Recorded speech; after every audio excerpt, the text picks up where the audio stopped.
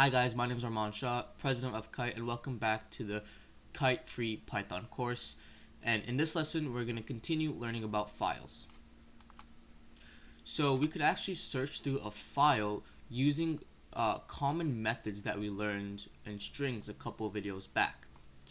So remember that when we open a file, and especially when we're reading it by using a for loop, we could think of a file, each line in the file, as a string, as string properties.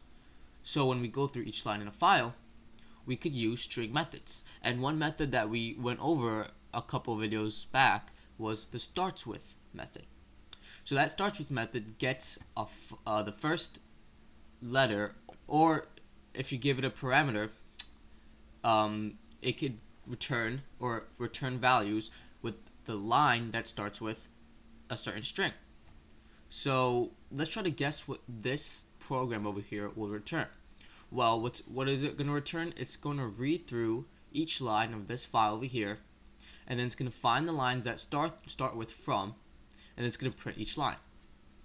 So I replicated the code over here, and what we could do is we could run it, and we'll get a list of all the froms in the text file. And again, that's what the text file looks like. It's a whole text file, and it's a bunch of emails, so we can get each recipient, which is sender of the email, by using this. We could even get the counts by saying print line, and we could even get the count. So we could do this: count plus equals 1. We could say here, run that. We're gonna print the count at the end. So if we run that, we'll get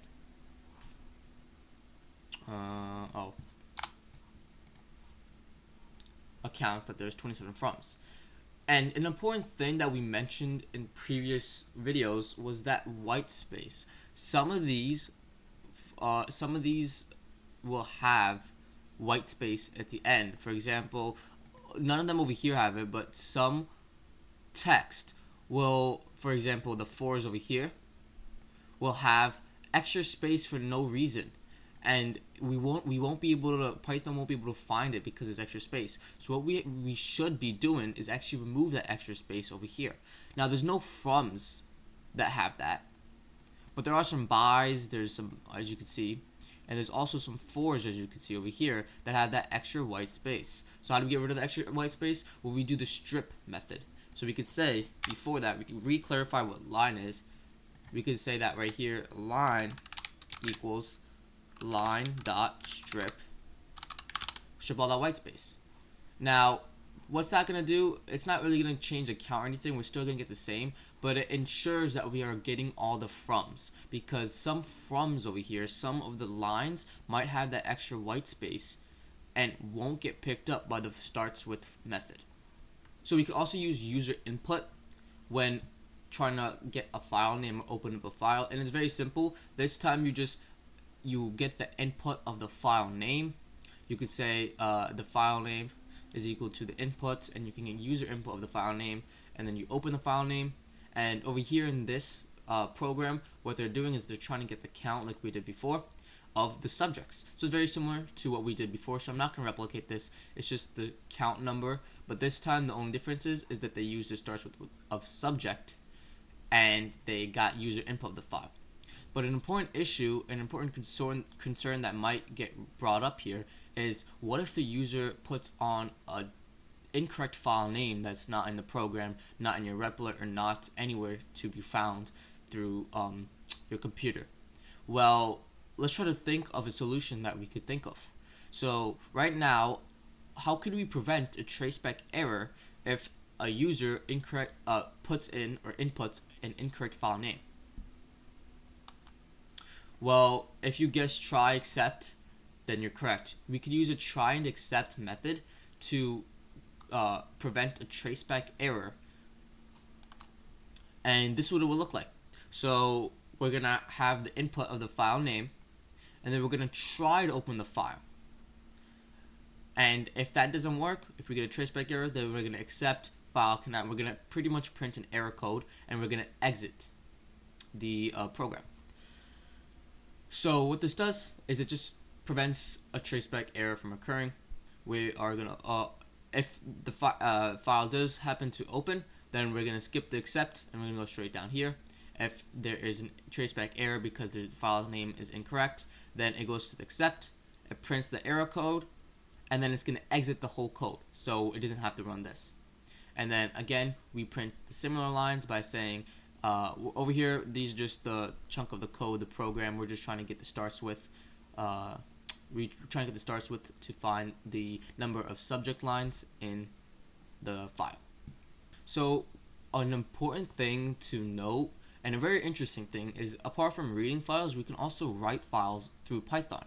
So we could literally create our own files and write with. And there's two things when we want to write files to keep in mind. There's the W mode that deletes everything previously in the file and writes over it. And there's the append mode, which simply writes the text to the end of the file.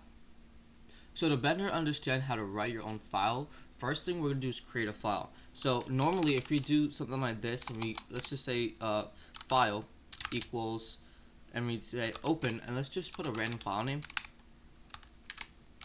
file.txt.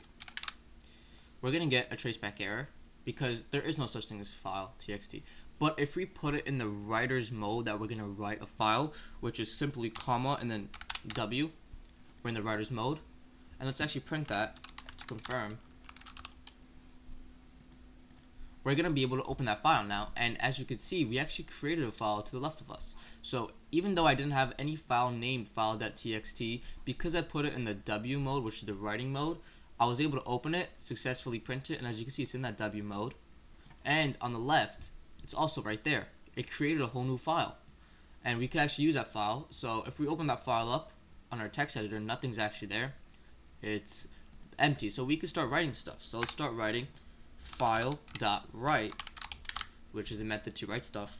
And we can write whatever we want. We could say hello world. Oh.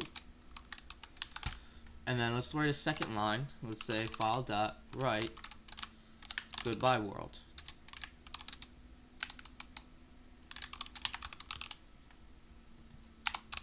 Now if we run that and we check the text file now, we'll have that. But as you can see, these are not in different lines. These are entirely in one line. So how do we split the line up?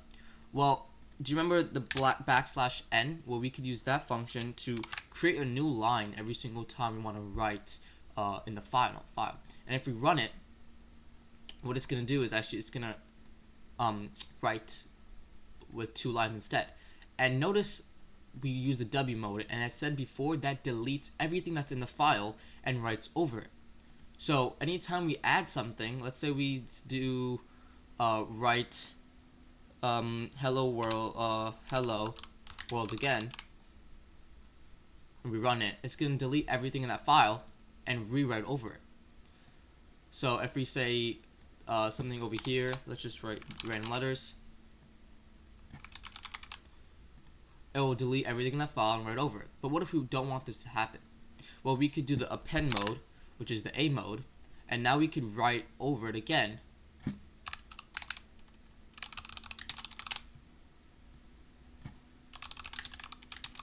And instead of deleting everything, instead of deleting all this, what it will do is it will actually write under it and append it as another lines, as you can see.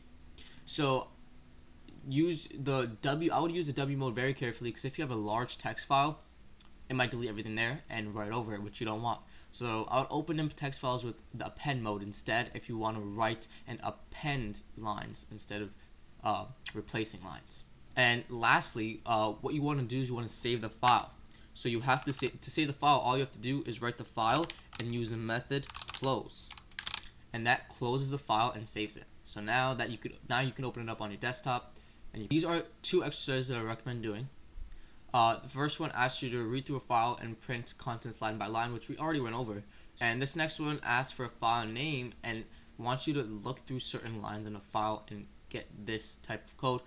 If you need help with the solutions, join our Discord server, and the solutions will be there if you just contact in the Python forums channel. So thank you for joining us in this Python lesson.